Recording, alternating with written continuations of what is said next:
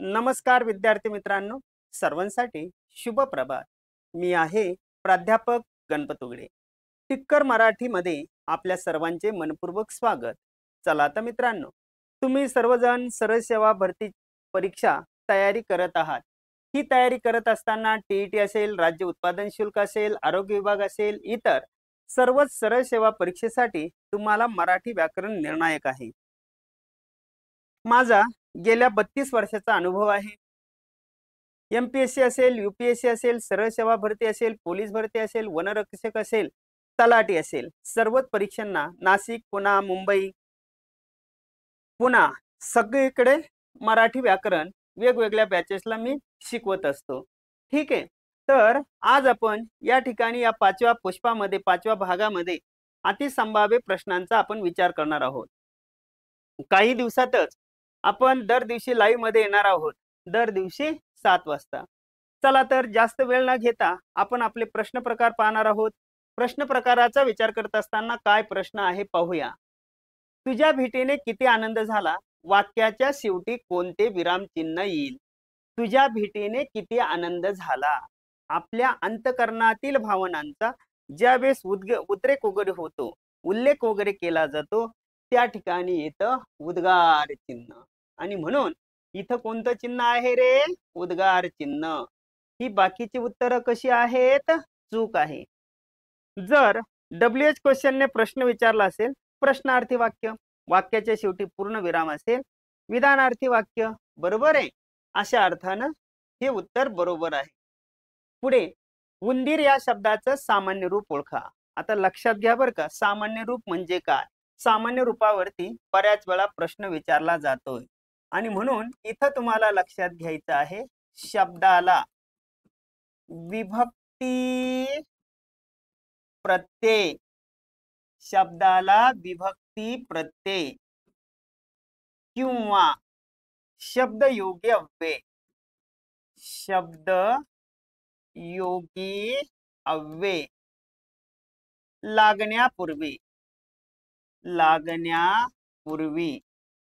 शब्दांच्या मूळ रूपात, शब्दांच्या मूळ रूपात जो बदल होतो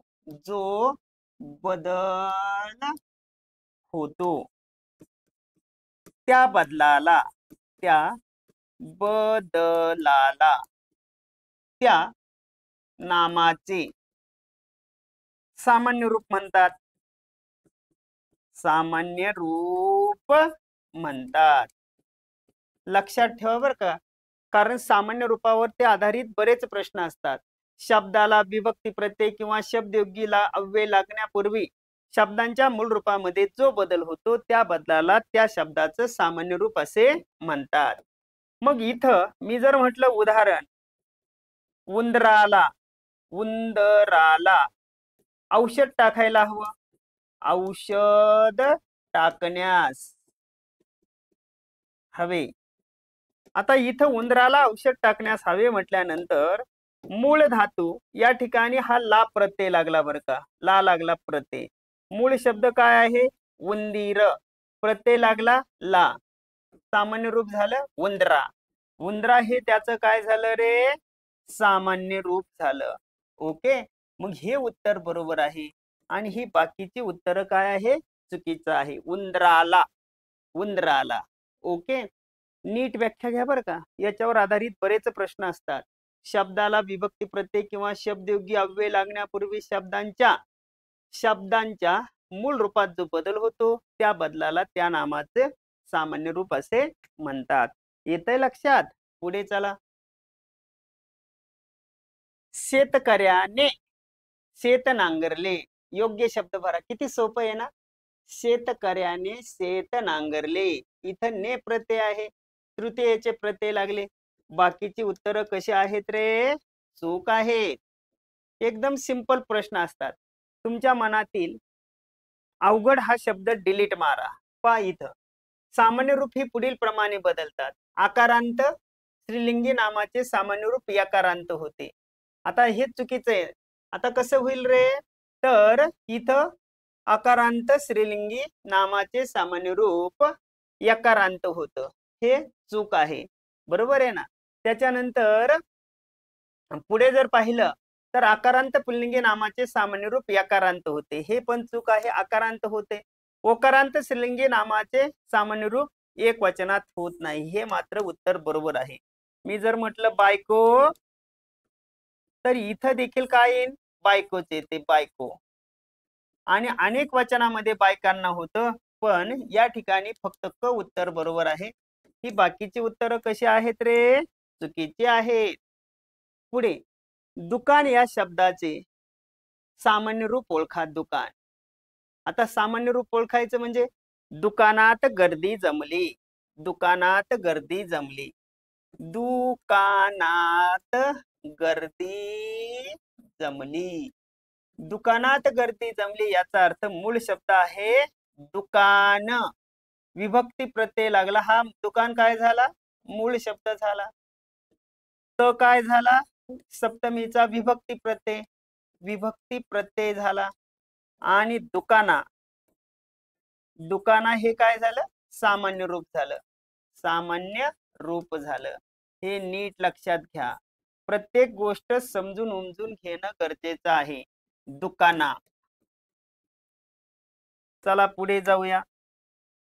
पुढे पहा, प्रसादने अंगणातील कुत्र्याला दगड मारला. कुत्र्या, कुत्र्याला, कुत्र्याला म्हटल्यानंतर असा शब्द आहे कुत्र्याला. ला हा विभक्ती प्रत्यय आहे, बरोबर आहे ना. मूळ शब्द कुत्रा आहे, मग सामान्य रूप झालं कुत्र्या. काय झालं रे, कुत्र्या, कुत्र्या, कुत्र्या, कुत्र्या. मग कुत्र्या हे उत्तर बरोबर आहे. काय उत्तर बरोबर आहे, कुत्र्याला. ओके, कुत्र्याला दगड मारला. ही बाकीची उत्तरं कशी आहेत, चूक आहे.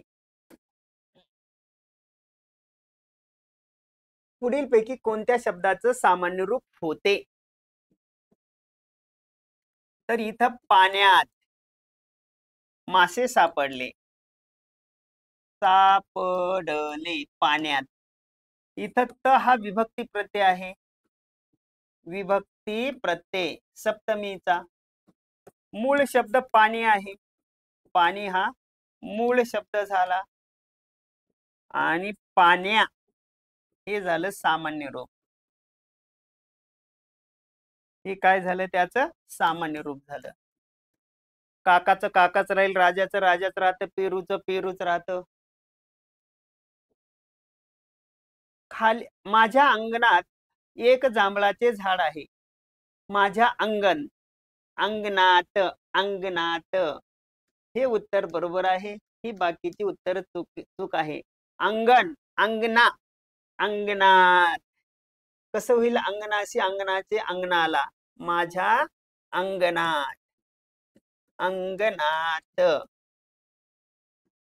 अंगणा हे त्याचं सामान्य रूप झालं. चला पुढे जाऊया.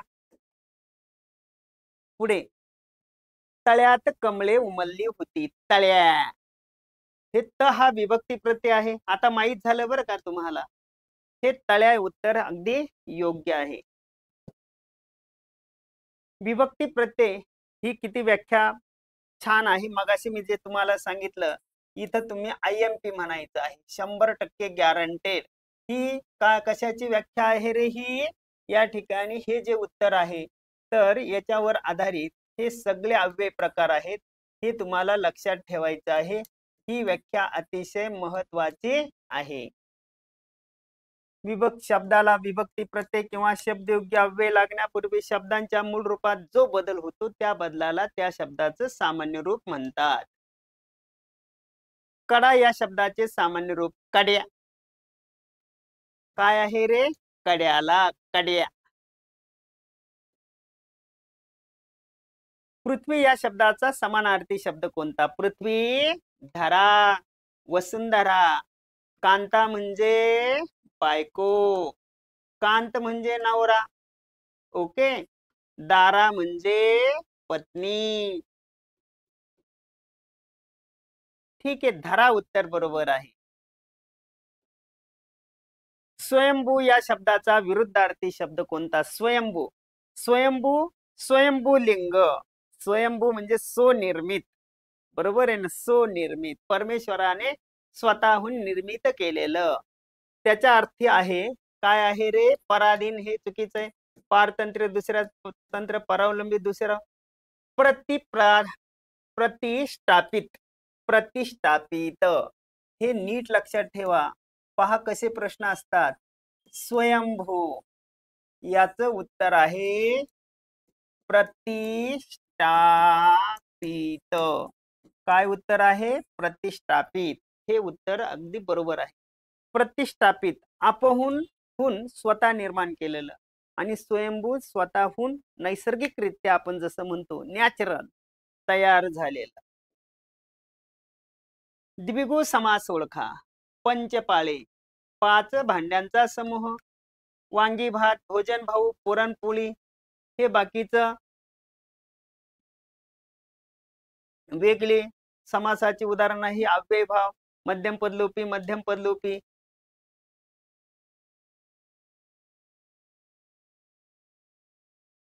वांगी भात, वांगी घालून तयार केलेला भात, वांगी घालून तयार केलेला भात, वांगी भात, मध्यम पदलोपी. भोजनापुरता भाऊ, भोजन भाऊ. पुरण घालून तयार केलेली पोळी, पुरणपोळी. ही सगळी कशाची उदाहरणं आहे? तर इथं तुम्हाला वांगी घालून तयार केलेला भात, भोजन भाऊ, भोजनापुरता भाऊ, बरोबर, आणि पुरणपोळी, पुरण घालून तयार केलेली पोळी. येते लक्षात? तत्पुरुष समासाची ती उदाहरणं आहेत. चला पुढे जाऊया.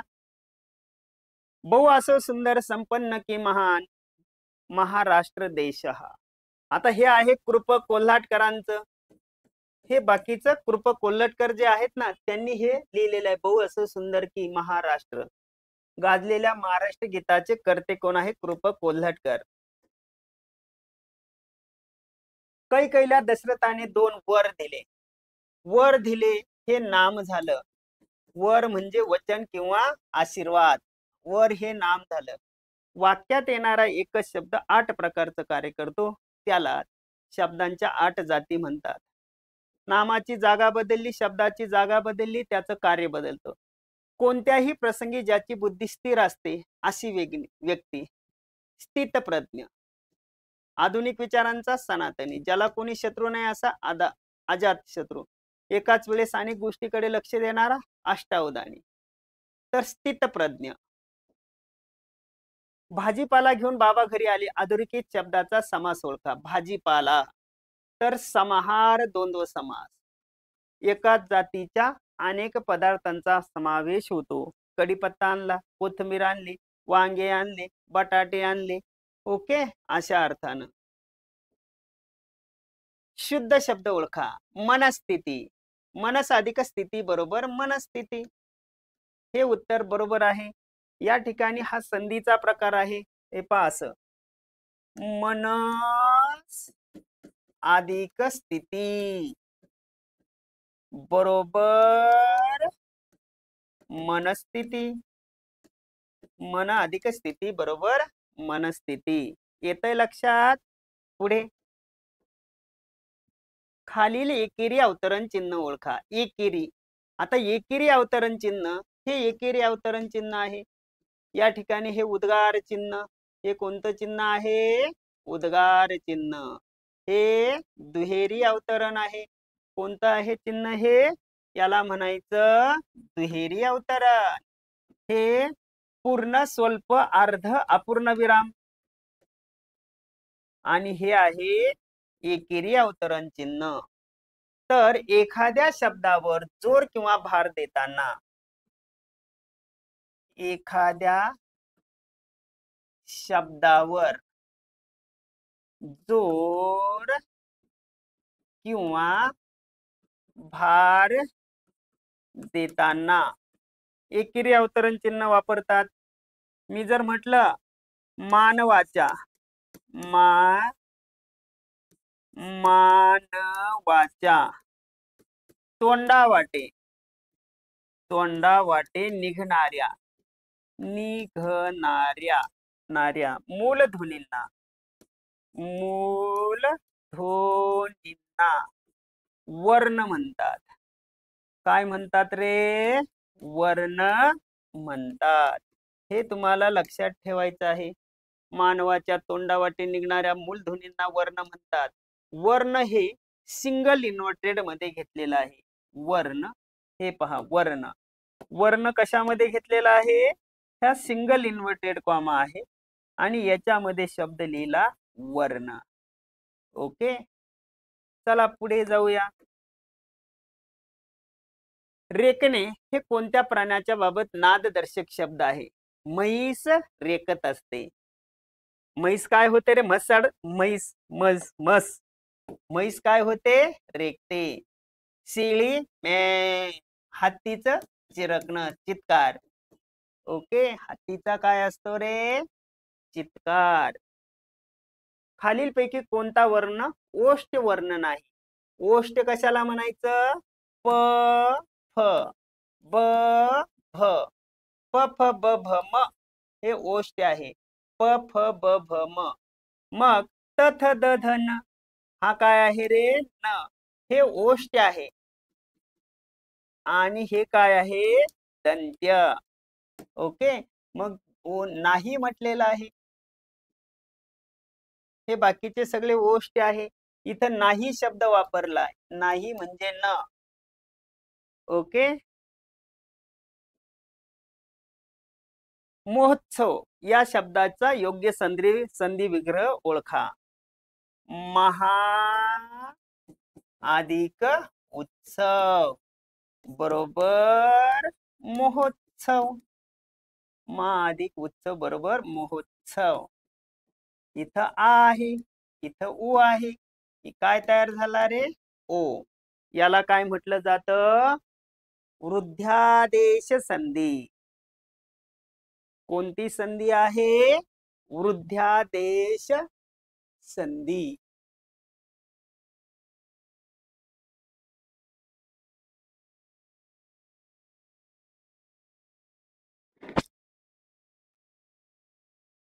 वृद्ध्यादेश संधी ठेवा लक्षात. संधी या शब्दाचा अर्थ जोडणे किंवा सांधणे. परस्पर जवळ एकत्रित येणाऱ्या दोन वर्णांना एकत्र जोडलं जातं किंवा सांधलं जातं, त्याला संधी असे म्हणतात. अ आणि उ ही दोन्ही वर्ण स्वर आहेत म्हणून ही स्वर संधी. परंतु स्वर संधीमध्ये वृद्ध का दीर्घ आदेश, गुणादेश, वृद्धादेश, यनादेश असे प्रकार आहेत. हंस या शब्दाचे स्त्रीलिंगी रूप ओळखा. हंस, हंसी. नियम काय सांगतो? नियम नियम नियम सांगतो आकारांत पुल्लिंगी नामाचे. आकारांत पुल्लिंग नामाचे. स्त्रीलिंगी स्त्रीलिंगी रूप इकारांत होते. उदाहरण उदाहरण काय आहे? उदाहरण हंस, हंसी. दास, दासी. गोप, गोपी. आणि म्हणून पहिलं उत्तर बरोबर आहे. बाकीची उत्तर कशी आहेत रे? चूक आहेत.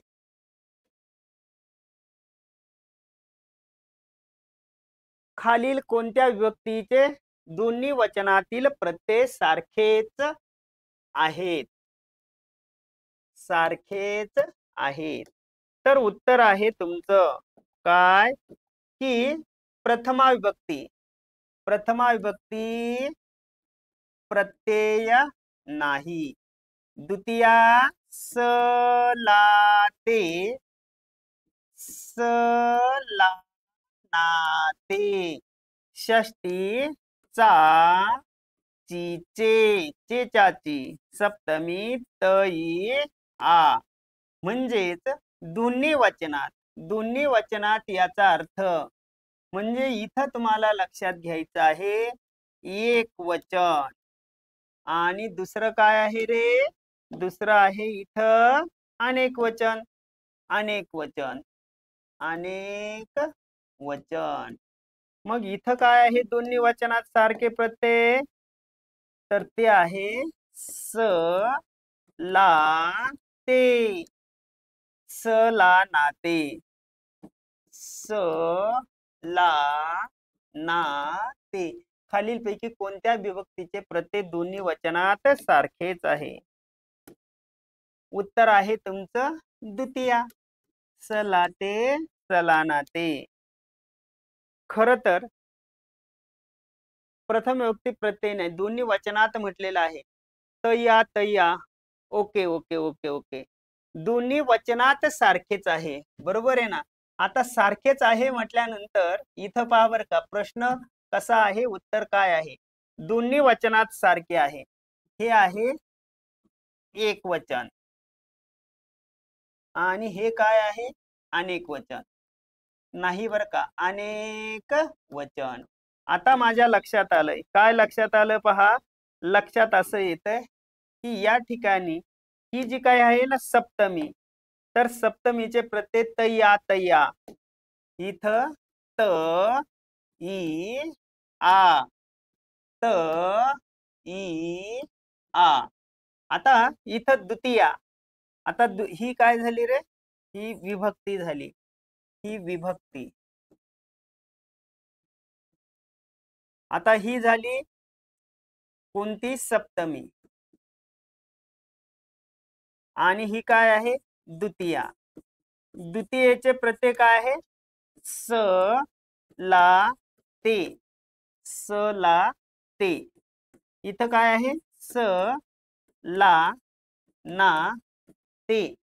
आता खालीलपैकी कोणत्या व्यक्तीचे दोन्ही वचनात प्रत्यय सारखेच आहे? दोन्ही वचनात प्रत्यय सारखेच आहेत. तया तया, इथं षष्टी, सा ची चे, चे चा ची. नंतर पुढे प्रथमा प्रत्यय नाही, प्रत्यय नाही. आता इथं पहा दोन्ही वचनात प्रत्यय सारखेच आहे. खर तर इथं स ला ते, इथं पण हे दोन सारखे आहे, इथं पण हे सारखे आहेत, परंतु तया तया, फुलात आणि फुलात, याचा अर्थ हे उत्तर काय येईल माहितीये का, 100%. खर तर हे कॉम्प्लिकेटेड प्रश्न असतात, परंतु दोन्ही वचनात सारखे म्हटल्यानंतर हे सप्तमीच उत्तर बरोबर आहे. कारण सेम टू सेम तया तया, बरोबर आहे ना. मग हे सप्तमीच उत्तर बरोबर आहे.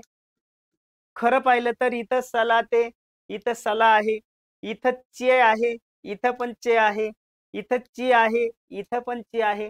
पण प्रश्न काय विचारला, खालील कोणत्या विभक्तीचे दोन्ही वचनातील प्रत्यय सारखेच आहे? या सर्व सारासार बाबीचा विचार करत असताना तया सप्तमी आणि तया सप्तमी, म्हणजे इथं सप्तमी उत्तर बरोबर आहे.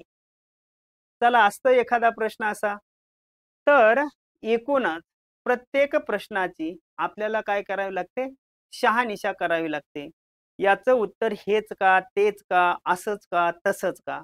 आता पहा, विभक्ती प्रत्यय असतील, त्यानंतर विरामचिन्हे असतील, प्रयोग असतील, समास असतील, शब्दांची सामान्य रूपे असतील, तर हे जे काही विविध घटक वगैरे आहे, या घटकावरती 100% परीक्षेला प्रश्न विचारले जातातच. आणि हे जे काही प्रश्न प्रकार वगैरे आहे, या प्रश्न प्रकारांचा आपल्याला वारंवार वारंवार त्याचा अभ्यास केल्यानंतर तो भाग आपला पक्का लक्षात राहतो. काय असतं माहितीये का, सर्व गोष्टी ह्या सरावावर अवलंबून असतात. मला बरेच विद्यार्थी असे विचारतात की अभ्यास कसा करायचा.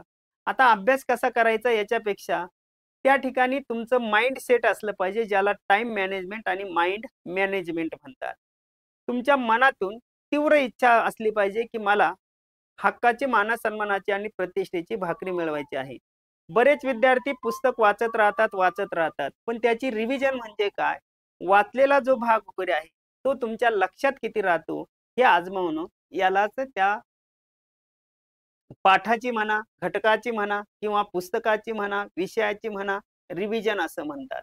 ठीक आहे मित्रांनो, अशाच प्रकारचे संभाव्य जे काही प्रश्न आहेत ते प्रश्न घेऊन आपण नेहमीच तुमच्याशी संपर्कात राहणार आहोत. आणि म्हणून आजचा हा जो काही भाग होता हा भाग याच ठिकाणी संपलेला आहे. पुन्हा भेटूया पुढील भागामध्ये असेच नवनवीन प्रश्न घेऊन. तोपर्यंत नमस्कार, धन्यवाद, happy thoughts, take care, thank you.